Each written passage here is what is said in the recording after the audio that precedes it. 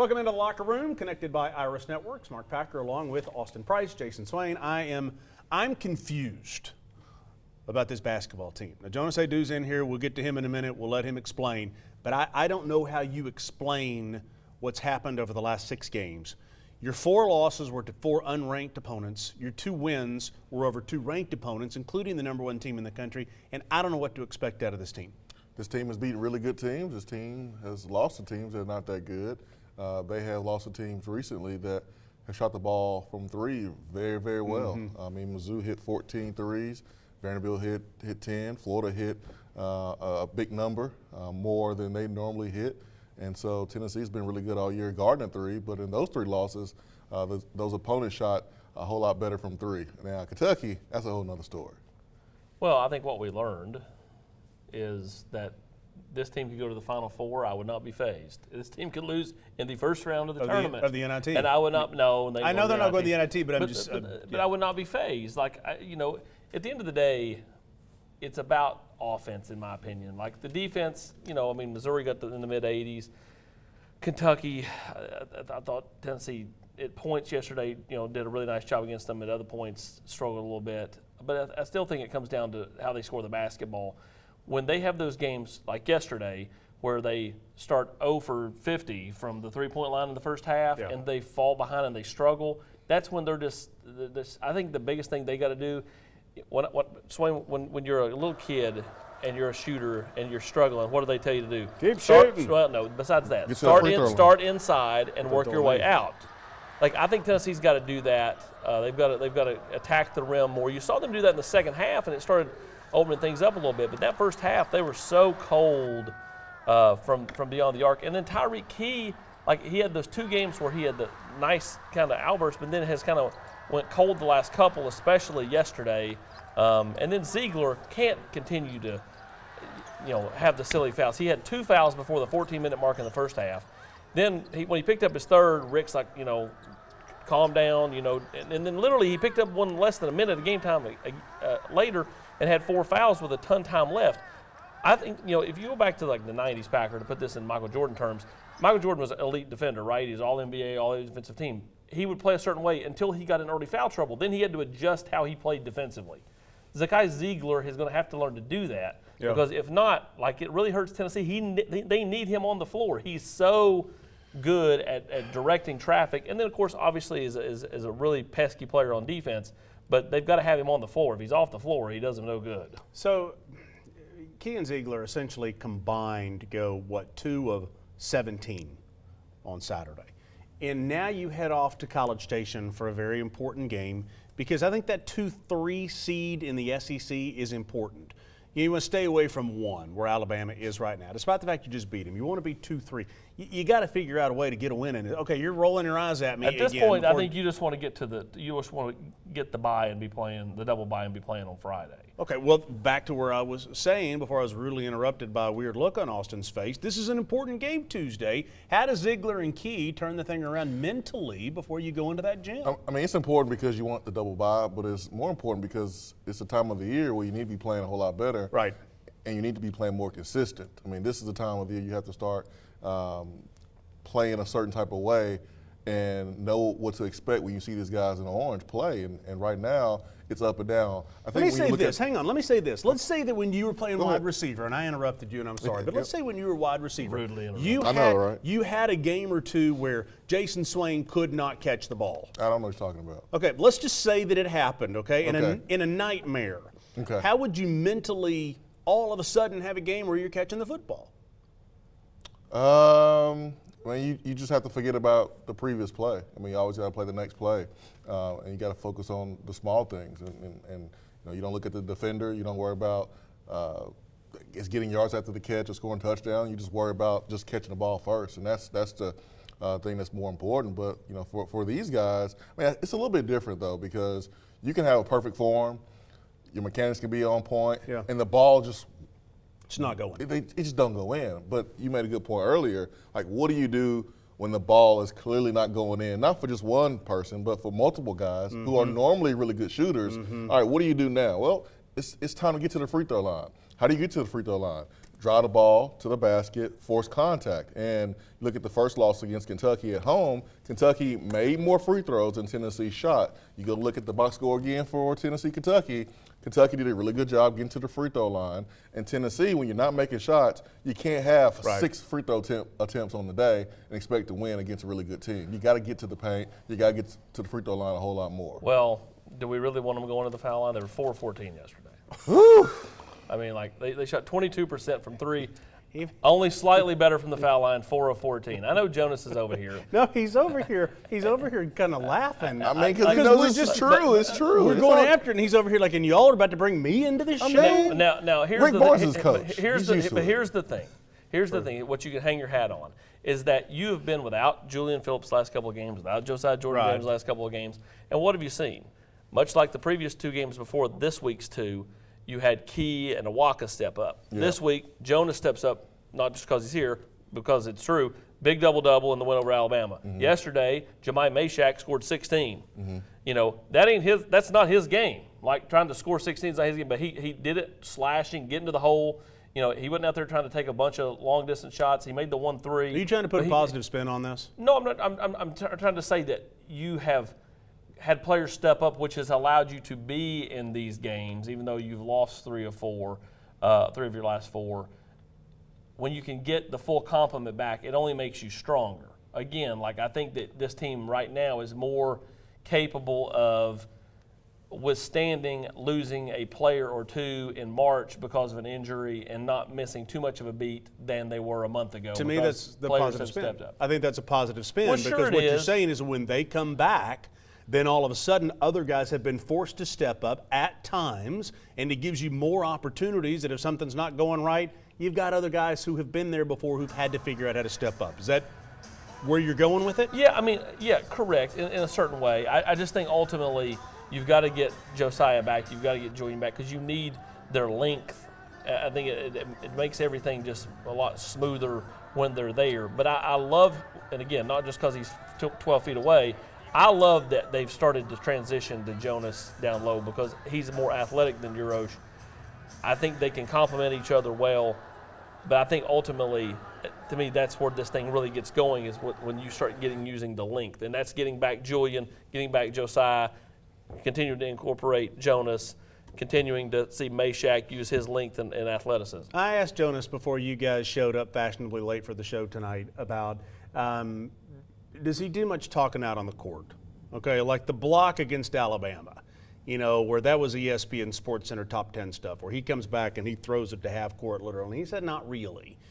How much talking did you do on the football field when it happened that you made a catch or a touchdown? I mean, it depends on if they started. I mean, so they had to start it? Yeah, they had to start it, and then I finished it most of the time.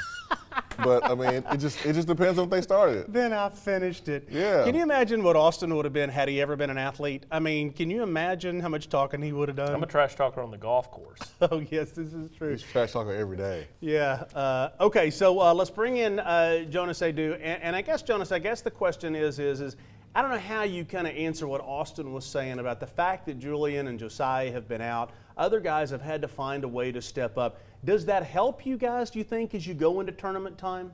I would say so. It definitely helps all of us. We know it's a next man mentality at all times. You know, them being out, they're vital pieces to our team. And, like, everyone has to step up. I mean, you've seen Jemai step up versus Kentucky. I would say I stepped up versus Alabama. Like, everybody's stepping up here and there. But, like, as a team, we just got to be consistent with it. You go back to mid-February a year ago. How different are you mentally right now versus then? I mean, do you just feel like you're so much more capable and ready to step into that role of being a guy who gets a consistent double-double for this team? Oh, yeah, most definitely. I feel way more comfortable than last year. I'm just getting more confident, too. Like, confidence is the main thing with that. I mean, every time I step on the court now, I'm confident what coach is telling me to do, what my teammates telling me to do. Every time I go on the court, I'm just very confident. All right, let's take a break. We're going to send Jason over there for the Food City Player Perspective when we come back on The Locker Room.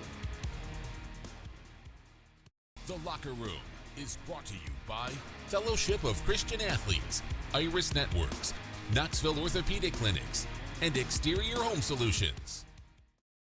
When it comes to the game of football, teamwork is critical for success. When it comes to customer service and business, that team approach is just as critical. That's why we're such believers in our friends at Exterior Home Solutions. We have seen firsthand how Exterior Home Solutions has supported our community and treats their customers just like family. So when it comes to roofing, siding, or maybe a complete overhaul, please make Exterior Home Solutions your first and only call. Land that corporate dream job. Recalculating. Getting the representation and compensation you deserve? You have arrived. OEB Law is there for all of life's detours. Reporting from Ted Russell Ford, Nick and Jake with some breaking news. That's right, Nick. The pre-owned patrol's on a new mission, and by new, we mean new Fords. The forecast says we have new Ford F-150s, Escapes, Explorers, Mustangs, and more arriving on our lot daily. The best part is every new Ford comes with our non-factory limited lifetime warranty. You heard it here first. Stop by one of our 2 convenient locations for the best selection on your new Ford. The new Ford of your dreams awaits you at Ted Russell Ford on Kingston Pike or Parkside Drive. I chose LMU because I wanted doors to open for me. For my future to have endless possibilities. To know I could become anything I wanted to be. Objection, Your Honor. I always wanted to say that. So whether I wanted to be a veterinarian, a high school teacher, let's turn to page 32, or a successful dentist, I knew LMU would help me get there. All I had to do was open the door.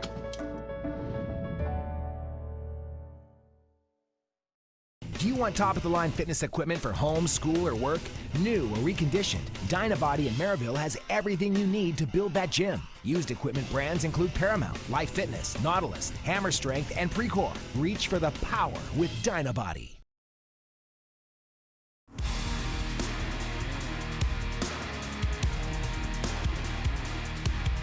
So if there was an NBA player that would remind you of the way that Jonas Aidoo's playing right now, do you have a name that comes to mind? I've got one. I'm going to give you one because I threw you under the bus on this.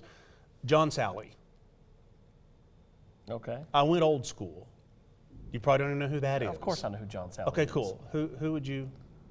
I don't know. I think he's more of a traditional center than John Salley was, though. John Salley was more of a 4. Okay. I don't know. I just feel like he's more of a traditional 5. But I mean, I understand what you're saying. Like, defense, rebounding, I guess probably, Jason, hate to put the first question in your mouth, but I guess who does Jonas think he kind of reminds himself of? Jonas? Good question, Jason. I guess they're going to ask the first question tonight. Man, I would say Miles Turner for sure. Take bits and pieces out of his game. I try to look at Anthony Davis a lot too, and then Giannis, of course, because he's different. But I would say just my comparison would be Miles Turner for sure. So when you catch the ball at the top of the key, secondary break and transition, we've seen you make that shot from the top of the key. We've seen you also think about shooting it, not shoot it and pass it. When do you feel the confidence to shoot it? Obviously, you have the green light to shoot it at certain times, but when are you letting it fly? It's just knowing the game, the pace of the game, and just how it's flowing. Really, like if we up, I'll probably let it fly. But if we down, just trying to get a better shot, because sometimes we're not hitting shots from the outside. So why would I shoot one and risk missing one? But we're gonna try and get inside. But definitely when we're up, I'm gonna try and shoot one for sure. The big man, you guys have a nice, healthy competition going on. And Toby Walker's come in. He's added some rebounding to the equation. Uros and then Olivier. How has that healthy competition been able to help you improve as a player individually? I would say it's been great. I mean, we all excel in different things. I got length. He's bouncy. Roshi's brute strength. Him and Tobe, they both brute strength. So just having those different type of bigs in practice, going up against those bigs in practice, it's really great to go against. Screening for the guards. What are you thinking about to make sure that you guys are not picking up, moving screen and hurting your team? What's going on in your mind? I'm just trying to get my guards open, just how my feet set. Hopefully, I don't think I've been called for any, and hopefully I won't be. But I'm just trying to screen at all times. So, compare this team at this point in the season to last year's team. This team last year went to the SEC tournament, won the tournament, was playing the best probably in the SEC, one of the best teams in the country. At this point in the season, how would you compare both teams since you were on it? Last year, we was just going. Everybody was kind of healthy at that point, but right now, we're missing a few pieces. But everyone's still just trying to stay consistent and stuff, just trying to build. But I feel like these losses and stuff that we're going through, these bumps in the road, it's good for us. I mean, once we get to the SEC tournament, like we're gonna know what's going on in March Madness for sure. Because all those games are neutral site games. Yeah. I mean, it's hard to win on the road in the SEC. Alabama comes here, you beat the number 1 team in the country, then lose to Kentucky, a team that's barely trying to get into the tournament. But I think that just goes to show how hard it is to play in this conference, right? Yeah, it is. It's a tough conference to play in. Anything can happen in this conference. So what do you feel like you need to do to make sure that you take your game to another level and help this team achieve their goals at the end of the season? Just growing my confidence. That's always number one, and just staying aggressive at all times. Probably trying to be more of a vocal leader, seeing what I see on the court, just spread that through my teammates and my coaches and stuff like that. How do you block out the noise? I mean, when you beat Alabama, everyone's telling you how you can go beat the Warriors, right? In the 7-game series. You lose to Vanderbilt, and people think that you're not going to go to the NIT. So how do you block out the noise, man, good or bad? Man, the noise, I mean, it's not really too much to it. Like, you just block it out. I don't let it really get to me. If it's like any negative comments, I'll let that motivate me. And like just the good's gonna be there. But like I don't really let no noise really get to me because I feel like that's just like childish of me, like kind of immature of me to let other people say what would like affect me and stuff like that. Yeah. So as a shot blocker, which scenario would you take? Would you take blocking a dunk, or you're blocking a layup but you send it to the 3rd row? A dunk with easily a dunk. Cause why are you trying to dunk on me? That's like disrespectful. So like of course I'm gonna block a dunk. No finger wag, no Dikembe Mutombo, no. Staring. Just a mean mug. Staring. That's it. That's all it takes. That's all it takes. Just staring. So no little man sign. We've seen that from Uros. Usually the referees are looking at Uros, making sure that he doesn't do anything crazy. But that's something that we've seen big men do all across college basketball.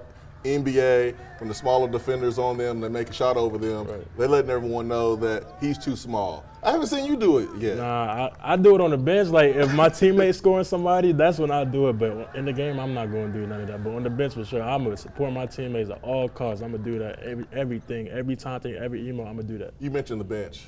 How important is it to have the right amount of energy while you're on the bench, same way you have in the game? Because it seems like you guys make it a point to be very involved in the game while you're on the bench. I would say it's more important than people would really think. Because last year I was sitting on the bench quite a bit and just trying to like energize the bench and my team and stuff like that. Like that's a great. I mean, like, because our teammates, like that's what our team is. Like everyone just valuing in each other, just energizing each other. That's what we need as a team.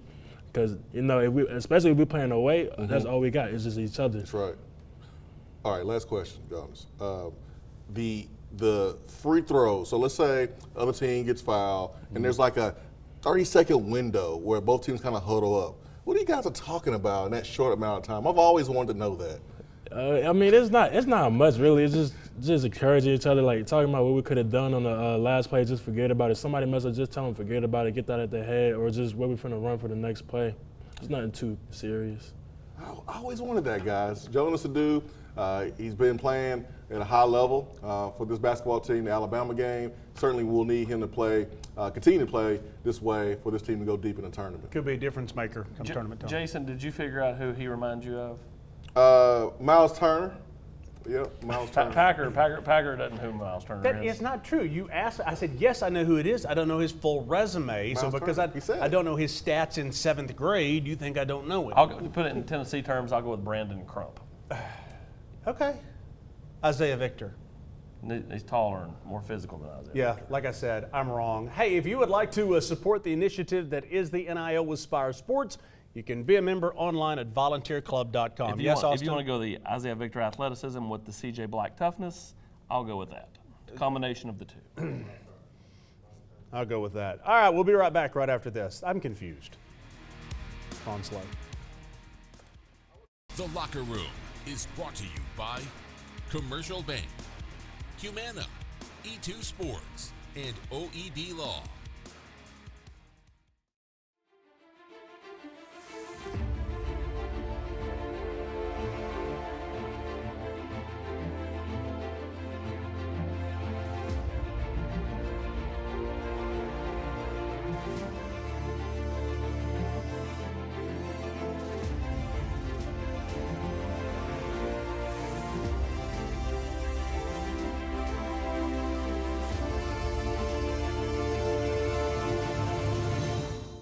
The Locker Room is brought to you in part by Knoxville Orthopedic Clinics, the exclusive orthopedic provider for University of Tennessee athletics for over 70 years.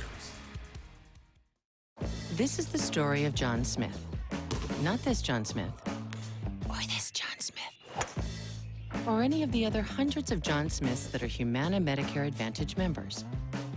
No, it's this John Smith, who we paired with a Humana team member to help address his own specific health needs. At Humana, we take a personal approach to your health to provide care that's just as unique as you are, no matter what your name is. Behind every Food City meat and seafood counter is a highly trained, certified butcher. Our butchers offer special orders, custom cuts, and even entire meal recommendations. In fact, you'll be so impressed with our butchers, you'll be asking yourself, what can't they do? Huh, I bet he'd be great at wrapping presents.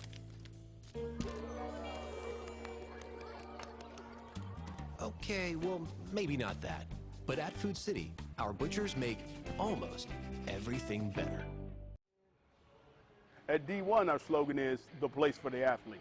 But who is the athlete? While you'll see a number of our athletes on courts and fields, not all of those athletes are starting left tackle in the football game. We pride ourselves with being the place for all athletes, 7 to 70, mom or son, dad or daughter, with locations all over Tennessee. And we have training programs for every athlete. So stop by any of our locations and let's find the best athlete in you.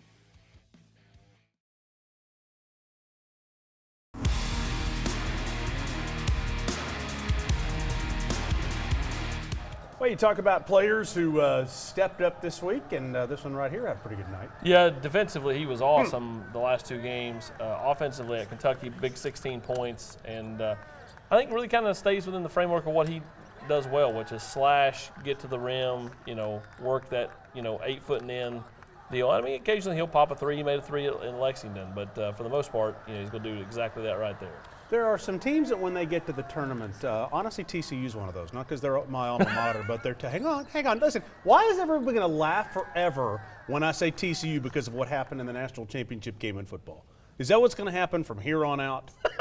Okay. God, he's a beat down. My goodness. Why? Hey, that's my alma mater. Hey, the fact that they played Texas week 11 instead of Toledo really helped him out in that national Anyway, what I was saying Sonny. is in basketball, TCU's been playing without their two best players for a little bit and still been figuring out a way to get it done.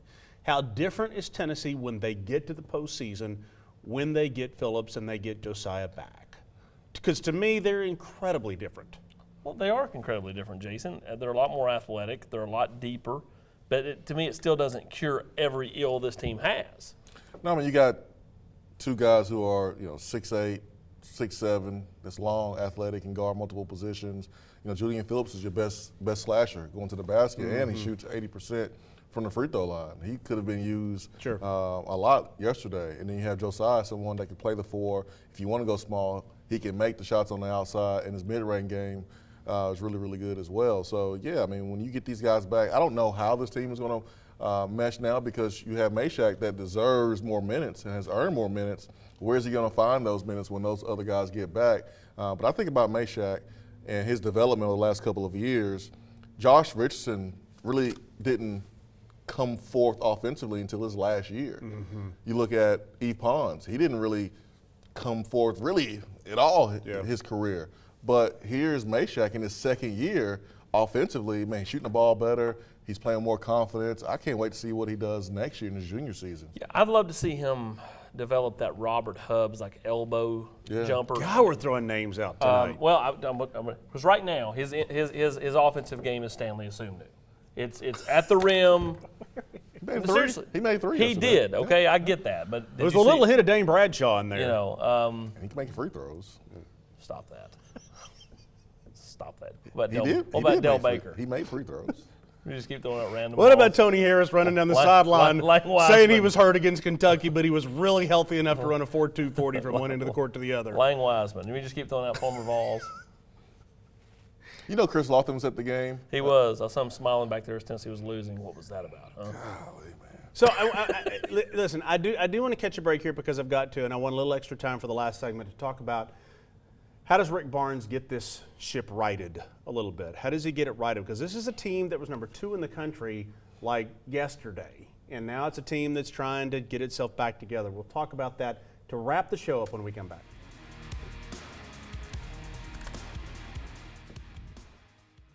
The Locker Room is brought to you by Pilot Company, Ted Russell Ford, Food City, and Lincoln Memorial University.